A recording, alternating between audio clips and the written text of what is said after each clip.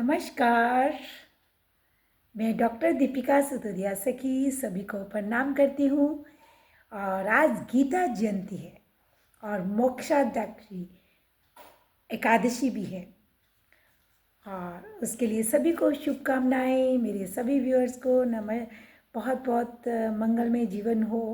और एकादशी में चावल नहीं खाने चाहिए, व्रत कर सके तो व्रत करना चाहिए और नहीं तो प्रभु का नाम तो अवश्य ही लेना चाहिए। तो आज गीता जयंती है, तो गीता जयंती पे कुछ बातें कुछ चर्चा गीता से हमारी जीवन शैली पे क्या असर होता है, हमें अपनी जीवन शैली में कैसे गीता को अपनाना चाहिए, इसके लिए कुछ बातें आप सभी के साथ करेंगे। और अगर आपको पसंद आए तो लाइक कीजिएगा, सब्सक्राइब कीजिएगा और बेल आइकन बटन दबा दीजिएगा ताकि मेरी अगली वीडियो आने से आपको नोटिफिकेशन आ जाएगा। और आप सभी मुझसे जुड़िएगा। कोई भी आपका प्रश्न होता है तो आप अवश्य ही कमेंट कीजिए और उसमें मैं अवश्य देखती हूँ और उसका आंसर भी मैं हमेशा देती हूँ। तो गीता सभी जानते हैं, गीता के बारे में हमारा ग्रंथ है, हमारा पवित्र ग्रंथ है। मद् भगवत गीता क्या है? किशन जी और अर्जुन जी का संवाद है। हमारे प्रभु श्री कृष्ण ने उसमें अर्जुन के प्रश्नों का उत्तर दिया है, जो कि हमारे जीवन का सार है। हमारे जीवन में जितनी भी कठिनाइयाँ आती हैं, हमारे जीवन में जितने भी संशय रहते हैं, उन सब का उत्तर जो है वो गीता में दिया गया है। और गीता के ज्ञान से हमारा जीवन में जो है उजाला ही उजाला हो जाता है। बहुत सारे लोग हैं गीता तो अवश्य पढ़ते हैं, रोज़ पढ़ लेते हैं, लेकिन रट रट टक टक टक टक टक टक टक पढ़ा वो नहीं। गीता का श्लोक, उसका सार, आत्मसार कीजिए, अपने जीवन में उतारना है उसको। क्या लिखा है और उसका ये है, गीता में ये ज्ञान बताते कि चाहे सुख हो चाहे दुख हो, तुम समभाव से रहो और कर्म अपने करते रहो। कर्म ही श्रेष्ठ है। जैसा कि श्लोक है, नियतम कुरु कर्म त्व कर्म ज्यो हक कर्मणा शरीर यात्रापि च तेन प्रसिद्धे त द्यहद कर्मणा, कि कर्म ही श्रेष्ठ है। कर्म से ही तुम प्रसिद्धि पा सकते हो और कर्म करने की अपेक्षा कर्म करना जो है वो श्रेष्ठ है। ना करोगे कर्म तो ये तो जीवन नहीं है। जीवन में कर्म तो करना ही है, कर्म से ही जिंदगी चलती है और जैसे भी कर्म करना ही श्रेष्ठ है। और इसी से शरीर का निर्वाह होगा, इसी से शरीर की सिद्धि होगी। शास्त्रों में ये लिखा हुआ है, तो बिल्कुल सत्य बात है। हमें कर्म करते रहना चाहिए और सनातन धर्म का जो है, अगर उसके अकॉर्डिंग, उसके अंदर रह के अगर हम ये कार्य करते रहेंगे तो निश्चय ही खुद के लिए, परिवार के लिए, समाज के लिए हम निश्चय ही बढ़िया से बढ़िया, अच्छे से अच्छे काम जो है वो कर पाएंगे। हर सिचुएशन में, जैसा कि मैंने बताया कि कोई भी सिचुएशन है, कोई भी हालात है ना, तो अगर बहुत ज़्यादा खुशी हो गई तो ये नहीं कि बहुत ज़्यादा प्रसन्न होके और मतलब पैसा लुटा रहे हैं, या अपना नुकसान कर रहे हैं, या दारू पी के बैठ गए, है ना, या फिर सिगरेट फूक रहे हैं, या हुक्का फूक रहे हैं, या फिर कोई और तरह का गलत काम किया तो हम बहुत खुश हैं। नहीं नहीं, ऐसा नहीं है। आप शांति मन से, अच्छा से, आनंद से परिवार के साथ बैठें, बतलाएँ, खुशी मनाएँ, है ना। और बहुत ज़्यादा दुख हो गया, बहुत ज़्यादा घटना घट गई है कोई बहुत ज़्यादा, तो भी बहुत ज़्यादा दुख नहीं, प्रभु ने किया है, प्रभु का प्रसाद समझ के उसको हमें अपनाना है और फिर जीवन को आगे हमें बढ़ाना है।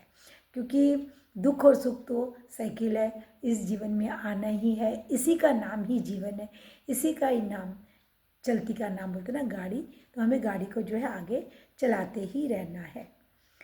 और पवित्रता तो इतनी है कि देखिए, आज के दिन भी हमारे इंडियन कोर्ट में जो है गीता पे ही हाथ रख के कसम दिलाई जाती है कि मैं सत्य बोलूँगा, मैं जो भी कहूँगा वो सच कहूँगा।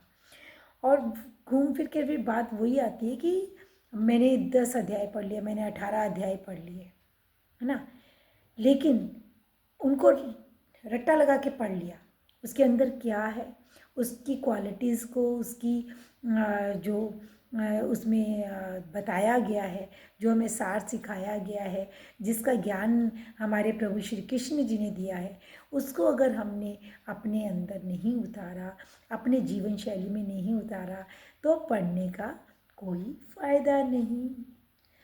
जैसे हम कोई रेस्टोरेंट में जाते हैं, मेन्यू देखी, 7 स्टार में गए, 11 स्टार में गए, आप गए वहाँ पे, मेन्यू आपने देखी, मेन्यू पढ़ी, ऑर्डर नहीं दिया, खाना नहीं खाया, ठीक है, तो आपको टेस्ट कैसे मालूम पड़ेगा कि इसका क्या टेस्ट था खाने का, कौन से में कैसा खाना था, है ना। तो इसी प्रकार सभी अध्याय को, सभी श्लोक को एक पढ़ें, चाहे 2 श्लोक पढ़ें, चाहे एक दिन में 5 पढ़ें, पूरा अध्याय ना पढ़ें चाहे, लेकिन उनको जो है अच्छा से पढ़ें, उसको अच्छा से देखें।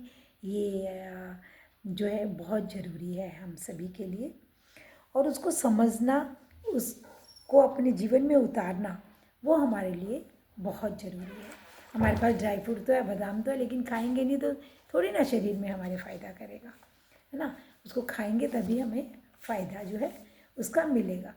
अब दाल बनाने का है, रेसिपी किसी ने ले लिया, अब वो दाल बनाने के लिए तो चल पड़ा, लेकिन दाल टोपिया जैसे ही चढ़ाया और ढक्कन लगा दिया, तो ढक्कन लगाया तो ठप ठप ठप ठप वो तो उबल रहा, कर रहा है, डर के मारे बंद कर दिया, तो उसको नहीं किया। ऐसा भी हमें नहीं करना है। नहीं नहीं, गीता तो बहुत बढ़िया है, 18 अध्याय है, संस्कृत में है, हमें समझ में नहीं आया तो संस्कृत भी सीखिए, धीरे धीरे पढ़िए। अर्थ वाली गीता है, उसको पढ़िए, बहुत ज़्यादा ना पढ़े, थोड़ा थोड़ा पढ़ें, एक एक अध्याय पढ़ें, आधा अध्याय पढ़ें, चौथा भाग पढ़ें, है ना। तो इस प्रकार से हमें गीता को आत्मसात करना है। तो आजकल अभी न्यूज़ देख रहे थे, तो न्यूज़ में देखा, और बहुत सारे ऐड में भी देखा कि नकली गीता को बना बना के दिया जा रहा है। तो ये तो हमारे ग्रंथों के साथ छेड़छाड़ करना जो है वो बहुत ही दुखित घटना है। बहुत दुख हुआ देखकर, सुनकर, और वो बांट रहे हैं स्कूलों में जाके, या कहीं पे, तो ये सब चीज़ के लिए बहुत सभी को जो है एक्शन लेना चाहिए, सभी को इस चीज़ को रोकना चाहिए, सभी को आगे बढ़ चढ़कर जो भी ऐसा देखता है तो उसको ये चीज़ पे रोक लगानी चाहिए, एक्शन लेना चाहिए। तो ये सब घटनाएं जो है वो रोकनी चाहिए। और हमारे बहुत सारे तथ्य, बहुत सारे संस्थान, बहुत सारे हमारे नाम मैं नहीं लूँगी, लेकिन वो सब इस काम में लगे हुए हैं, तो जिनका सहयोग हमें सभी सनातनियों को, सभी हिंदुओं को, सभी को करना है। रट्टा लगा कर पढ़ लिया तो कोई फ़ायदा जो है वो जीवन शैली में नहीं होगा। और अगर हम खुद के दिमाग में उसको बिठाएंगे, और खुद के दिमाग में बिठा के उसको फिर उसको जो रोज़ उसको अपने उतारेंगे जीवन शैली में, वैसा व्यवहार करेंगे, वैसा रहेंगे, कर्म भी वैसे करेंगे, अच्छाइयाँ करेंगे, बुराइयाँ करेंगे नहीं। जो आदमी अपने जीवन में गीता जी को उतार लेगा वो कभी किसी का नुकसान नहीं करेगा, वो किसी को दुख नहीं पहुंचाएगा, वो सबका भला ही करना चाहेगा। तो उसकी जीवन जो है वो इस जन्म में तो तर ही जाएगा, अगला जन्म भी उसका अच्छा होगा, वो मोक्ष की प्राप्ति उसको हो जाएगी। आज मोक्ष एकादशी है आज, तो ये आज बहुत बड़ा दिन है, तो मैंने भी सोचा गीता जी के कुछ और आज वेबिनार भी था एक, तो उस पर गीता जी का जीवन शैली पे क्या प्रभाव है, तो उसके लिए भी आज वेबिनार था, तो उसमें मुझे आमंत्रित किया गया था। तो उसके बाद में मैंने सोचा साथ साथ में ही मैं वीडियो भी बना ही लेती हूँ आप सभी के लिए भी। तो पता नहीं किसको कौन सी बात अच्छी लग जाए, किसकी बात कौन सी किसकी लग जाए, और किसके जीवन में कब कोई भी चेंजेस आ जाए, और कब किसके लिए कुछ अच्छा हो जाए, भला हो जाए।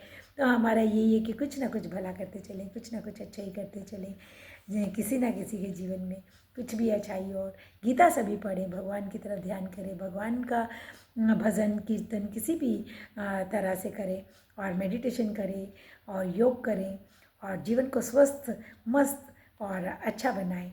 तो कहती हूँ कृष्ण भगवान ने जो है सार, उन्होंने क्या बताया, कैसे आचरण करना है, 18 अध्यायों में उन्होंने बताया है। मूल रूप से उन्होंने कर्म करो और इच्छा, फल की इच्छा जो है वो ना करो।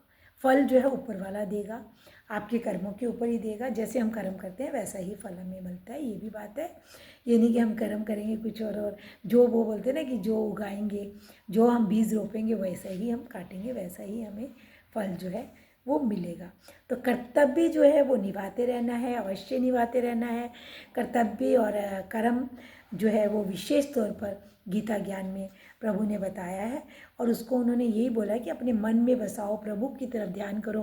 प्रभु को प्रत्येक काम जो है, जो प्रभु के निमित्त होकर करता है, प्रत्येक काम को करने से पहले प्रभु तेरा है, तेरा ही, तुझको ही अर्पण है। भोग भी लगाकर खाना खाता है तो वो प्रसाद हो जाता है, तो भोजन बन जाता है। तो उस भोग को जब वो पाता है तो उसके शरीर में से सारी बीमारियां, सारी नकारात्मकता जो है वो हट जाती है। तो हर एक चीज़ प्रभु के निमित्त करके अगर हम करेंगे तो हमारे जीवन में गीता का जो है वो सार आएगा, और हमें प्रभु के श्री चरणों में ध्यान रखते हुए और गीता जी के अध्यायों का पाठ करते हुए, गीता जी के श्लोकों को अपने में उतारते हुए, जैसे उन्होंने लिखा है कि ज्ञान मार्ग में तो ज्ञानी पुरुष संसार से छूट जाता है, मुक्त हो जाता है और अपने स्वरूप स्थित हो जाता है, परंतु भक्ति मार्ग में संसार से मुक्त होने के साथ साथ भक्त को भगवान की तथा उसके प्रेम की प्राप्ति हो जाती है। अतः कर्म योग तथा ज्ञान योग तो साधन है और भक्ति योग जो है वो साध्य है। तो इसलिए भक्ति योग जो है वो हमें करना है। वो कोई भी रूप में करिए, आप ध्यान के रूप में, मेडिटेशन के रूप में, है ना, ओम के रूप, आप अगर ओम करते हैं तो हनुमान करते हैं, जिसको भी आप मानते हो, गणेश जी को, हनुमान जी को, कृष्ण जी को, राधे जी को, भोलेनाथ को, तो वही रूप में आप मानिए। ओम नमो भगवते वासुदेवाय, ओम कृष्णाय नमः। तो एक बार संकीर्तन कर लेते हैं। हरे राम राम राम हरे हरे, हरे कृष्णा कृष्णा कृष्णा हरे हरे। सब दिन बोलिए एक बार। हरे राम राम राम हरे हरे, हरे कृष्णा